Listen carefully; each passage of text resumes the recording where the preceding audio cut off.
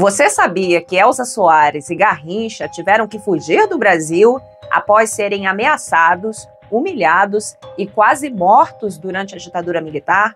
Elza Soares, cantora nascida no Rio de Janeiro em 1930, que alcançou sucesso nacional nos anos 60 com sua voz potente e uma mistura única de samba e resistência, e o jogador Garrincha, nascido em 1933 em Magé, no Rio de Janeiro, e que se destacou como um dos maiores gênios do futebol mundial ao brilhar nas Copas do Mundo de 58 e 62, formavam um dos casais mais emblemáticos e controversos do Brasil na década de 60 e enfrentaram perseguições brutais que incluíram invasão domiciliar, tortura psicológica, ameaças de morte e até um atentado à bala. Esses episódios traumáticos culminaram no exílio forçado dos dois na Itália, na tentativa de escapar da violência institucionalizada que se instalou no Brasil após o golpe de 64. A relação de Elza Soares com a política e com o presidente deposto, João Goulart, o Jango, foi um dos fatores que a colocaram na mira da repressão. Elza havia emprestado sua voz para jingles da campanha de Jango em 1960 e era conhecida por sua postura pública firme e crítica, especialmente em relação à desigualdade e a opressões. Já Garrincha, embora mais reservado politicamente, também esteve presente em eventos ao lado de Jango, o que bastou para colocá-lo sob suspeita diante do novo regime. E mesmo durante o regime militar, Elza Soares denunciava em entrevistas e aparições públicas o racismo e a exclusão social. Sua trajetória pessoal, marcada por dor e superação desde a infância, tornava sua voz ainda mais potente. Filha de uma lavadeira e de um operário, Elza nasceu e cresceu em uma favela no Rio de Janeiro. Enfrentou a fome, foi obrigada a se casar aos 12 anos e perdeu 2 filhos ainda muito jovem. Com essa bagagem, ela levava para os palcos e para as entrevistas uma vivência real da desigualdade brasileira, uma vivência que não podia ser ignorada, mesmo pelos que tentavam silenciá-la. Elza Soares incomodava tanto, pois durante o regime militar, o governo desejava projetar a imagem de um Brasil harmonioso, um verdadeiro paraíso racial aos olhos do mundo. Qualquer narrativa que desmentisse essa imagem era tratada como ameaça. Questões como racismo, desigualdade, eram vistas como discursos subversivos, incompatíveis com a ideologia de ordem e progresso promovida pela ditadura. As atividades de grupos e movimentos negros foram sistematicamente vigiadas, censuradas e, em muitos casos, reprimidas. A atuação coletiva em torno da identidade negra era considerada perigosa por sua capacidade de mobilizar populações marginalizadas e questionar as estruturas de poder. Diversos grupos culturais e ativistas negros foram enquadrados sob acusação de agitação política ou incitação ao ódio, mesmo quando promoviam apenas debates culturais, rodas de samba, teatro ou encontros educativos. E essa tentativa de apagamento da questão racial é percebida por conta do Censo Demográfico Brasileiro de 70, que não incluiu a variável raça, cor, e isso não foi por acaso. A decisão partiu diretamente da cúpula do regime militar, que acreditava que a coleta de dados sobre raça poderia estimular o conflito racial e comprometer a imagem internacional do Brasil como um paraíso racial. Assim, a ditadura militar não apenas ignorou o racismo, ela o alimentou com o silêncio, a censura e a repressão.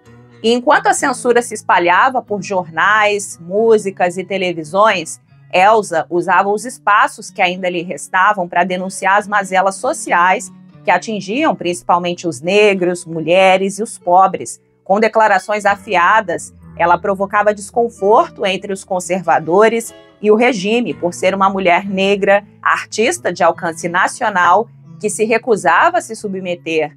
Não era apenas sua arte que incomodava, era sua existência afirmativa e combativa.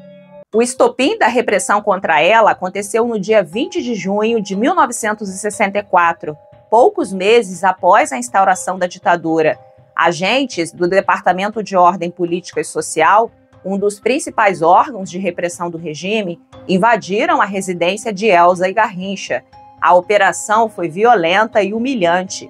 Os agentes renderam Elza, Garrincha, a mãe da cantora e seus 3 filhos, obrigando-os a ficarem nus e com as mãos na parede, enquanto reviravam a casa em busca de provas de um suposto envolvimento político. Eles achavam que Elza e Garrincha poderiam estar envolvidos com atividades subversivas, mas nada foi encontrado. Elza relatou que, durante a ação, ouviu os agentes mencionando diversas vezes o nome Jango, referência ao presidente deposto, com quem Elza e Garrincha tinham laços públicos. Segundo o biógrafo Rui Castro, no livro Estrela Solitária, um dos homens foi até a gaiola de um mainá, pássaro de estimação de Garrincha, tirou-o de dentro e, na frente da família, torceu seu pescoço e o atirou no chão. O gesto era claro, uma ameaça silenciosa, mas devastadora, uma mensagem de que poderiam fazer o mesmo com qualquer um deles. A repressão não aceitava vozes dissidentes. Esse episódio marcou o início de uma perseguição sistemática. O casal passou a receber ligações anônimas, cartas ameaçadoras e mensagens de intimidação, tentando calar Elza e afastá-la da cena pública. Mas ela não se calou, continuou se apresentando, dando entrevistas, mesmo sabendo que estava sendo vigiada. A tensão se agravou ao longo dos anos. Em 70, a casa da família foi metralhada enquanto Elza, Garrincha e seus filhos estavam dentro. O atentado quase terminou em tragédia. Elza contou que estava brincando com os filhos na rua e pouco depois de entrarem em casa, ouviram os tiros. Um dos projéteis atravessou seu piano na sala, rachando-o ao meio. A casa ficou crivada de balas. Diante da ameaça real à vida dos filhos e da constante vigilância, Elza e Garrincha decidiram deixar o Brasil. Exilaram-se na Itália, buscando um mínimo de paz e segurança. Para Elza, foi mais do que um exílio físico. Foi o preço pago por ser uma mulher livre e resistente em um país que tentava apagar vozes como a dela. E essa história, por muito tempo abafada, é um lembrete de como a ditadura militar não poupou sequer os ícones populares. Hoje, em pleno século XXI, quando vozes nas ruas e nas redes sociais pedem por intervenção militar e pela volta dos militares ao poder, como se fosse uma solução para os problemas do país, é urgente lembrar o que a ditadura militar significou na prática. Não foi estabilidade, não foi progresso, foi perseguição, foi sangue, foi silêncio forçado, foi a tentativa de apagar artistas como Elza Soares que ousaram cantar a verdade. Elza sobreviveu à ditadura, mas muitos não tiveram a mesma sorte. Um exemplo é o filho de Solano Trindade, brutalmente assassinado em uma prisão militar, vítima da violência do Estado.